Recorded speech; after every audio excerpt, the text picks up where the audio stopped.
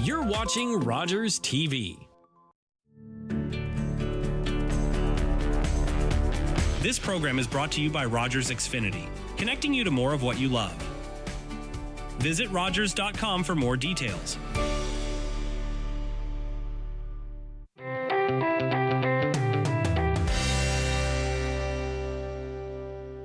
Story, the show to encourage more women to explore the possibility of using their skills and talents by participating in leadership roles within our community. I'm Tiffany James, and I have the pleasure of hosting this program. Her story is here to encourage women in our community to actively engage and use their voice to bring attention to issues they are passionate about, with the hope that it'll encourage us all to get more involved. Please welcome my guest, Lois Taylor. Hi, Lois. Most of you will recognize Lois from her work with local Rogers station. You will often see her when you shop at one of Owen Sound's oldest and most established businesses, D.C. Taylor Jewelers. Lois has been very active in our community for a number of years and is passionate to make a difference and give back, whether it's organizing a fundraiser or gathering strong women together to work as a team. Her philanthropy is contagious, and I am thrilled to have her on her story today. Welcome, Lois.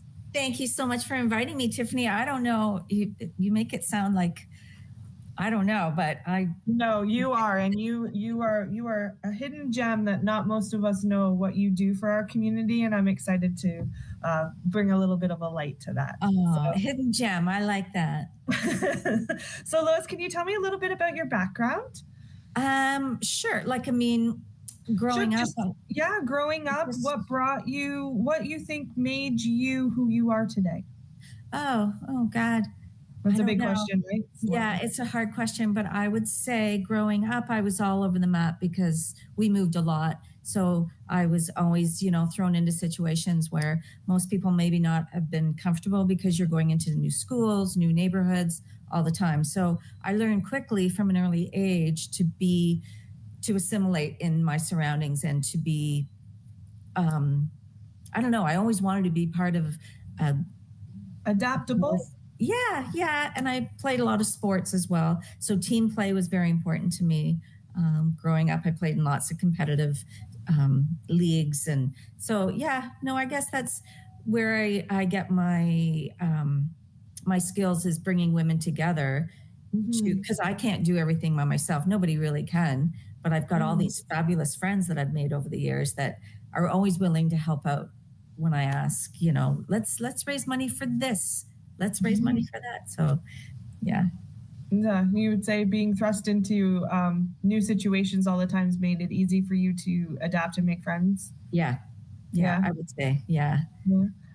So who would you say are the main influences in your life? Can you tell me a little bit about your aunt in Toronto that you lived with? Yeah, so my aunt was, she's gone now, rest her soul, but she was a famous woman artist in Canada. One of the first woman, living artist, female artist to have a retrospective of her art at the Art Gallery of Canada in Ottawa. And that was the early 70s. So she was a very powerful woman, a lot of mixed media, and everything sort of had a message. So at that time, Pierre Trudeau was prime minister, and she made a quilt for him and his wife that hit the TV, the media, because it was she tore it apart.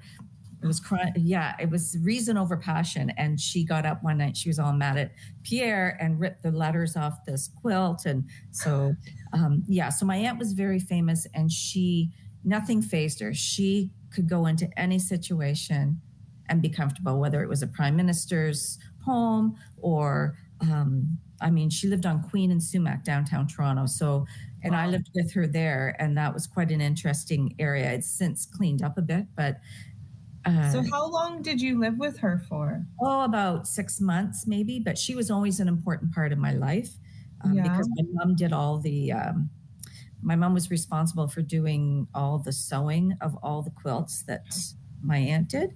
So she was in our lives and her creativity was contagious. So I'm not an artist, but I really like I just redid my kitchen. So I love design and I love color. And so I think a little bit of that maybe rubbed off on me, but just her, nothing fazed her. She could go anywhere and fit in she went up north and worked with in, I think it was Nunavut, and assimilated with those, like at that time, very small community, and she made friends. And with that was, you notice some of her art from the 70s was a big influence in her work. So I would say she was one of my big influences. Yeah. Can you tell me what changed the trajectory of your life? Who made it so that you, like you say, you moved around a lot. You were in Owen Sound and then you left Owen Sound. You came back to Owen Sound. Was that a lot? Like, I can't imagine having to move around a lot as a kid. Yeah. Well, we started in Toronto when I was in grade school, and then my dad's health was bad, so we moved to Desborough, which was crazy because, I mean, Desborough, I don't know if anyone knows it, but it's a very, very small town.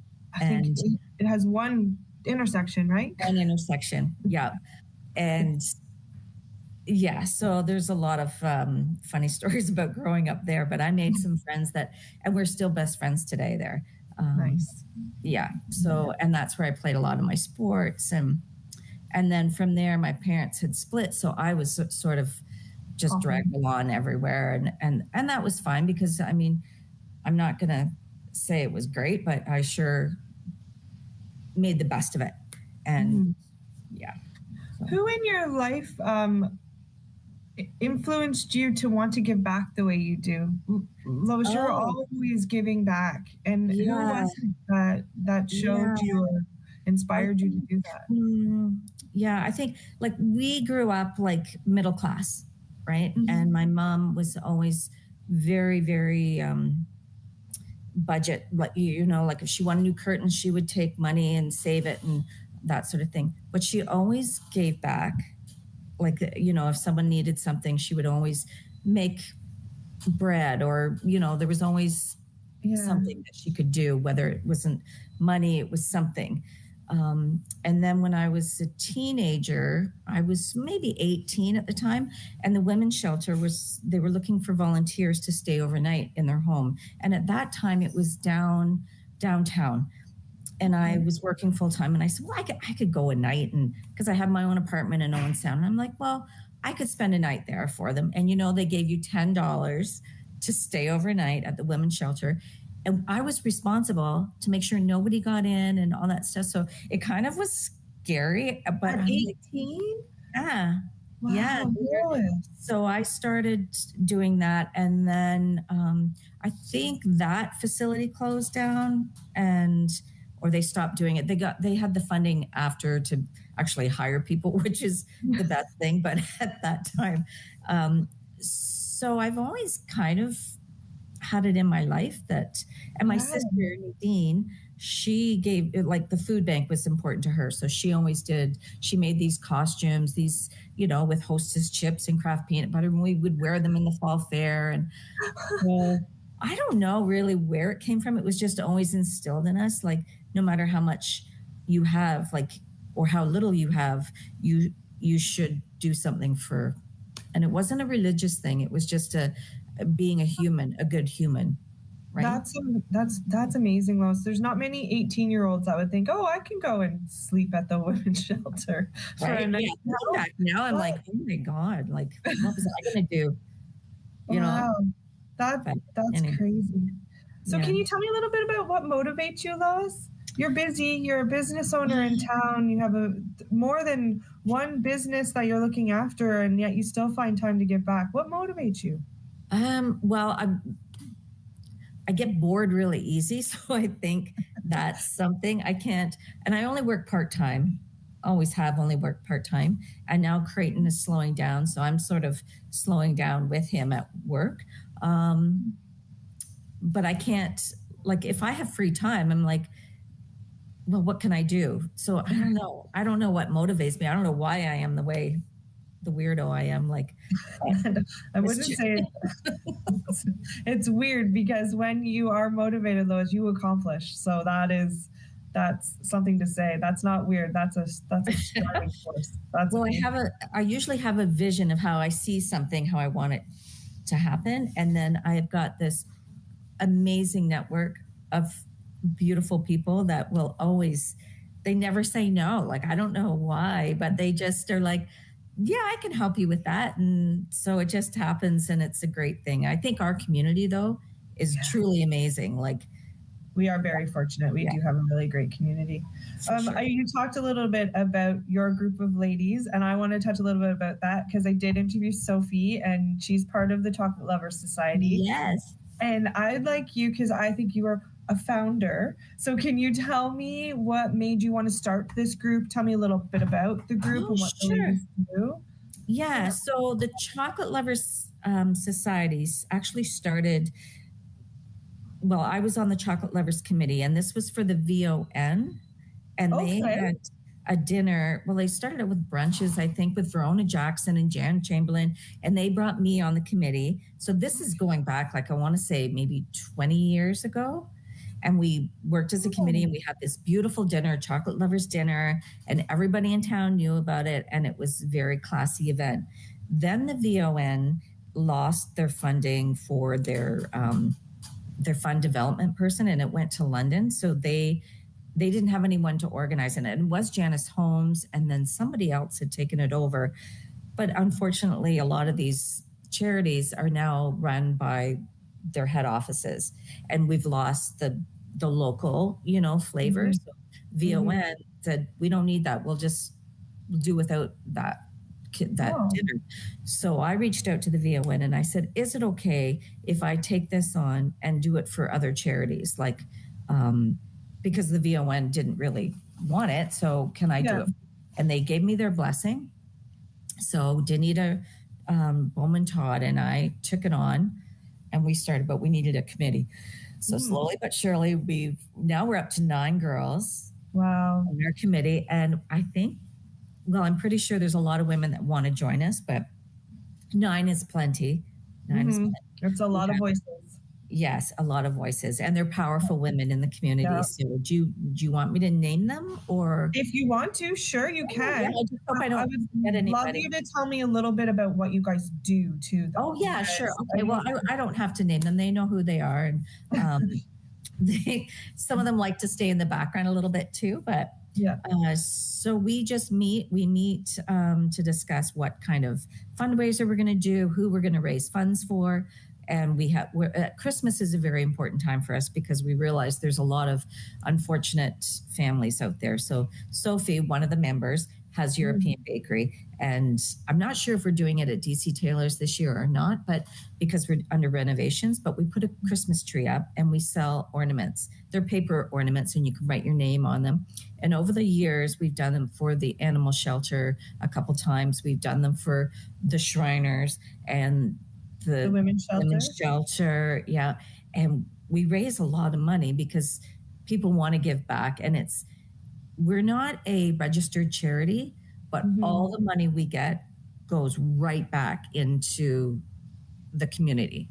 So we can't give receipts. That's the only thing. So when people, but a lot of people don't mind anyways. They're just giving, $10 or $20, and when they have breakfast at European Bakery and all that money. So last year it was so exciting. We had some names of people from the women's shelter. Not names, sorry.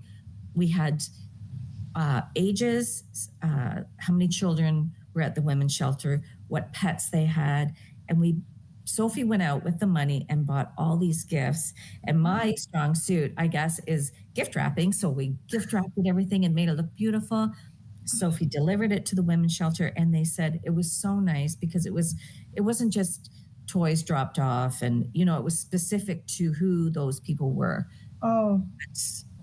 And see, that's the difference, Lois, when it's in the community, when it's a group of women, like what you guys do, because what the community needs. You're in the community daily, and the fact that you guys take your time and you give back, like you've done fundraisers for the animal shelter, you did a dance for the Webster Foundation. What you guys have done in this short period of time, because it's just a little over a year that you've done this, I think is phenomenal. And oh my gosh! Well, I would say since the inception, I want to say we probably raised like close to $100,000 just for local charities over the years, and could be more. I don't know. Our accountants she's Tracy Smith, and she's very busy all the time, but she's got all the numbers, and I'm not the numbers girl. I just know we do really well.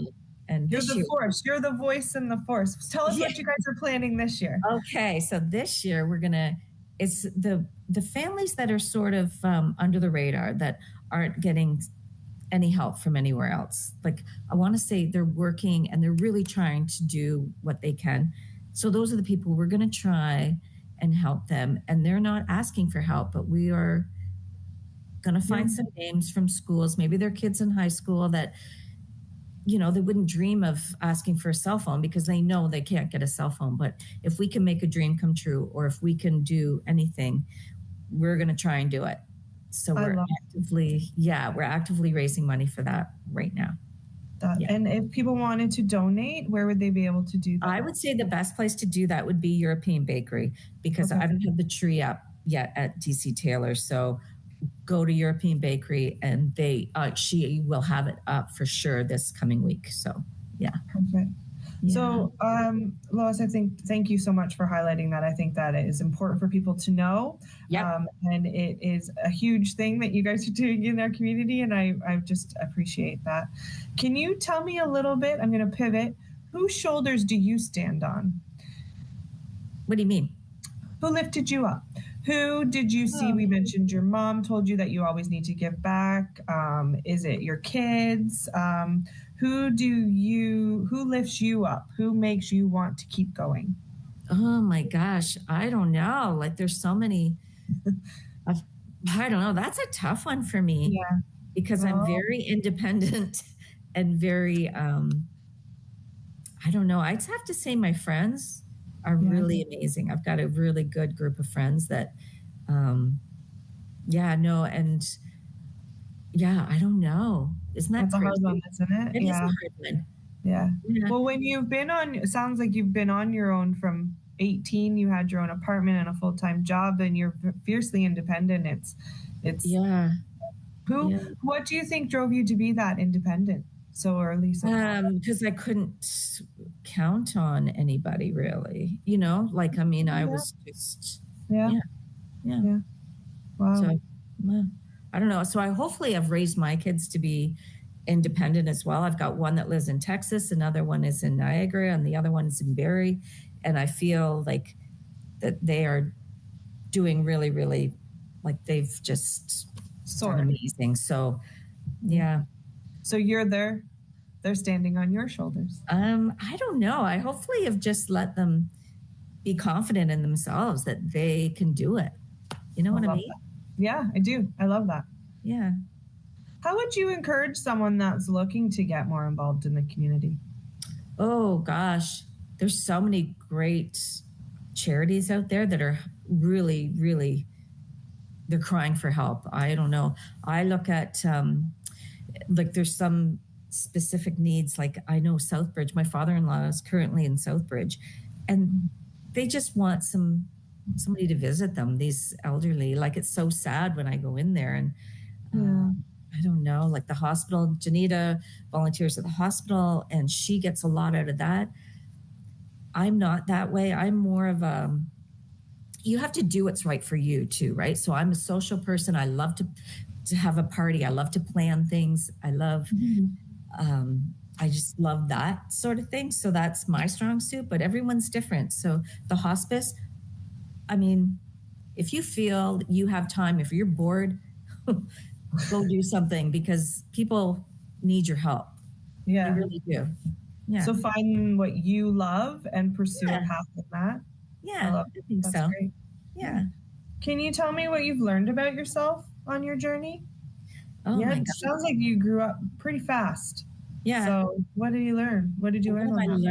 I've learned, don't sweat the small stuff, because there's always going to be stuff that, like, and if you dwell on it, Mom always said, just go to bed. Things will be better in the morning. And you know what? It's like that a lot of, like, almost 100%. It's like you'll stew about something. It's like, just go to bed in the morning. Everything seems a lot better. And I'm a morning person now. I wasn't back in the day, but I'm up early and I walk the dog, and I just feel blessed, and any problems from yesterday, it's like, it'll be okay. So I love that. yeah. Don't sweat the small stuff. Yeah. I wish we could all take that. Sometimes those little things fester and then they become I big. know. Yes, and it gives you a migraine, and so it's taken me a long time to get to that point where, you know what, is it really going to matter? Really? Yeah. You know, there's things that really matter, and those are the things you got to worry about. But most of us, you know, like just like, oh my gosh, what am I going to do about this and that? And it's like, it doesn't matter. It doesn't matter. A lot of it. I love that. You need that on a shirt. Doesn't matter. Yeah. Doesn't matter. What is something that piques your interest or unexplored territory for you that you haven't done? I know just recently with you and Diane and the Rogers, is that something you'd like to explore more? But tell me, what's something piques your interest? Oh my gosh. So I want to explore my ancestry. So I've sort of started on that a little bit, and I want to go to Scotland. My maiden name is Stewart, and my brother went to this field in Scotland called the Culloden, where that battle was, the Culloden battle. All right. And they decimated the Stewart family, and he's like, there's a monument there that says, here lies the Stewart clan. They were like, and he walked out there and he said the hair on everywhere, he just stood up. He's like, it's so spiritual and so crazy. So I really want to go there, want to take my son there. And he's also, I think Taylors are Irish or English. I'm not sure where. So I wouldn't mind finding a bit more about that too, and going over there. And I just feel there's something that's drawing me over there. So I really want to go and take David there. I love that. Yeah. That sounds fun. If you have an extra ticket, I'll come. No, I'm kidding. Okay. Wait, now you and Diane recently, I think it's 2 years now, you've been doing the Rogers. Is that something that you like doing? We love watching you. I love it. Yeah. She's a blast. We have so much fun. And we go out in the community and people will say, oh, well, we watch you, and you know, and they'll give us feedback and whatever. My mother-in-law's told me, she's like, don't wear that outfit again. And it's so funny. Like, okay, I won't. but what do you get from that? Do you love it? Is that something, there's another way you give back to the community? Well, I love Diane and our producer, Daryl. Oh my God, we have the best time. And everyone up here at Rogers is amazing. I came up here today to do it because I can't figure out Zoom. I'm not a techie person. So Daryl's like, well, you have to download Zoom. And I'm like, oh, okay. My computer. Yeah. So anyways, yeah, I love it. It's fun. I mean, you know, as long as they'll have us, we'll, I'm sure, keep going. So I love it. What do you like most about it? Do you like just learning about new people in the area? Yeah, I just love any situation that, you know, you're learning, you're being social, and a lot of things that we're talking about. Sometimes, you know, we can help and give back through that too. Like we are a platform for the animal shelter, you know, or like when Christy Webster was on talking about her son. And so if we can help, I get a lot of satisfaction out of that. That's awesome. I love that. Can you tell me what's next for Lois? What's next? Oh, I'm getting a new ankle. So that's exciting. I worn this one out. So that's been on my mind. I have to go in 2 weeks. Actually, I'm getting a new ankle. So, oh, wow. Yeah. That'll lay you up for a little bit. Yes, it will.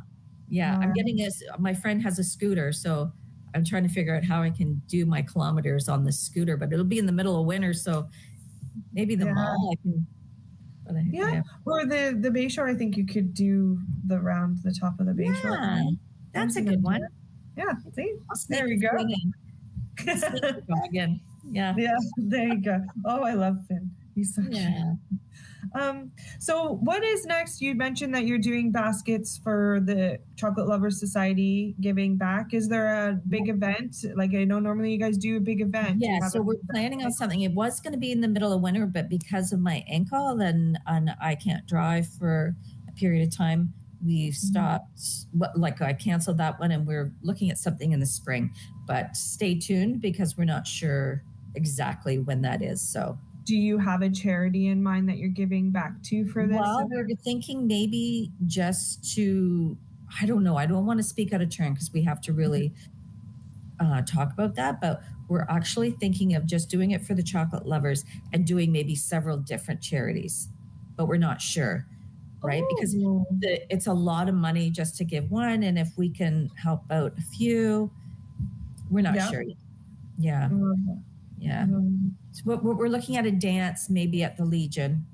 So so keep our eye, and if anyone wanted to find out more about that, because I think this will be airing around the time of when you're having that event. So where would people be able to find out more information?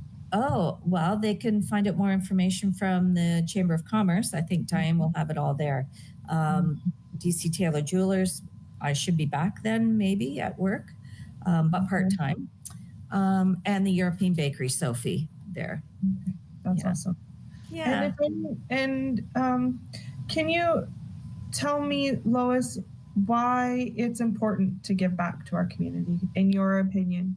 In my opinion, I'm a little selfish because it makes me feel good. So that's it just makes me feel all like warm and fuzzy inside. I feel like there's a need out there. Yeah. And I mean, whether it be these poor animals that are being dropped off, or, like I can't even volunteer at the shelter because I would take them all home and then I'd be divorced. So what I do is I give them money. I try and, there's strengths and weaknesses, and my weakness is animals and children. So I can't help out physically, but I will, I will do what I can. It's just so sad. These little baby puppies are, and it's like. Yeah, I just recently adopted from the Owen Sound Animal Shelter. I brought home a puppy, and she's so sweet too. I met her at the best thing I ever did. So yeah, it is. It does make you feel good, and then it's good to give back to the community. Right? Yeah. Well, Lois, we're almost out of time here. So thank you so much for joining me. As always, it's such a pleasure speaking with you, and I love highlighting any women that give back to the community. It's such a big and important thing. So I am just so thankful for what you do. So thank you so much for joining me today. Oh, well, thanks for inviting me. Yeah. So I always like to end the program with a quote that reminds me of my guest. So Lois, my quote today is, do a little bit of good where you are. It's those little bits of good put together that overwhelm the world. And Lois, you do that. That's lovely. So are you going to put it on a sweatshirt for me? Yep. Merry Christmas. Oh, thank you.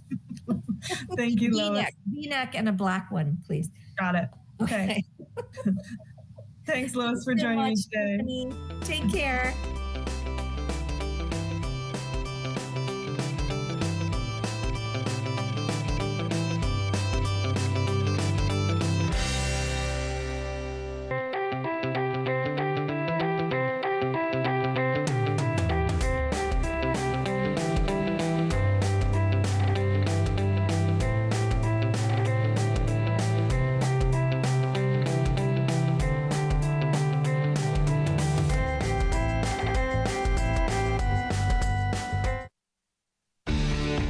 Connect with us by visiting our website or email us at comments@rogerstv.com.